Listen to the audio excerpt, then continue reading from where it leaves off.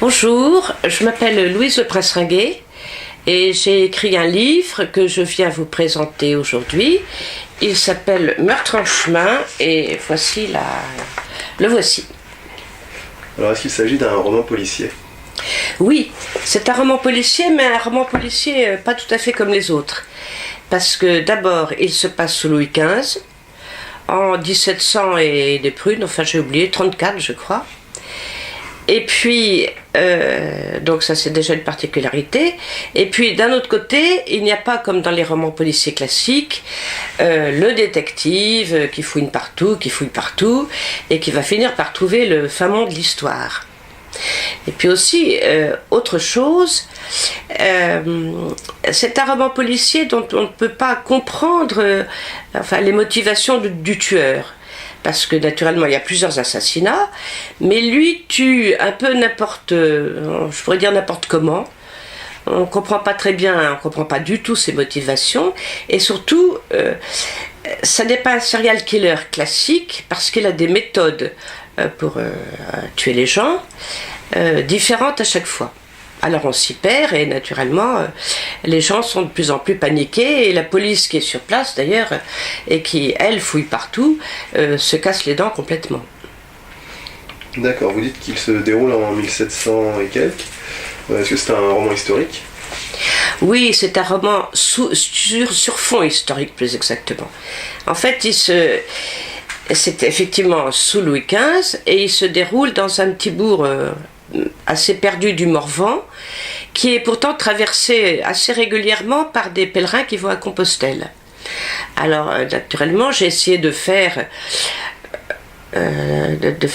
décrire à la fois la vie et le langage de l'époque. D'abord il y a un côté disons aristocratique, parce que ce petit bourg a un château avec son baron, le fils du baron, la sœur du baron, et puis d'un autre côté il y a tous les artisans, les paysans qu'on appelait alors les vilains, et qui font la vie de ce bourg. Alors est-ce que vous pouvez me parler un peu de vous et de votre parcours ? Mon parcours n'est pas très compliqué. J'ai commencé par faire des études et je me suis arrêtée en Cagne. Je voulais être professeur en fait. Et puis pour finir, je me suis mariée. J'ai eu des enfants, j'en ai eu 3. Et puis j'ai bifurqué vers le théâtre et j'ai fait le premier festival du Marais. Et puis ensuite, avec mon mari, on a créé une troupe indépendante qu'on a joué pendant de nombreuses années. Donc j'ai fait beaucoup de mise en scène, j'ai interprété beaucoup de rôles. Et puis de fil en aiguille, il s'est trouvé que je ne pouvais plus continuer parce que mon mari partait de plus en plus souvent en Afrique pour son boulot.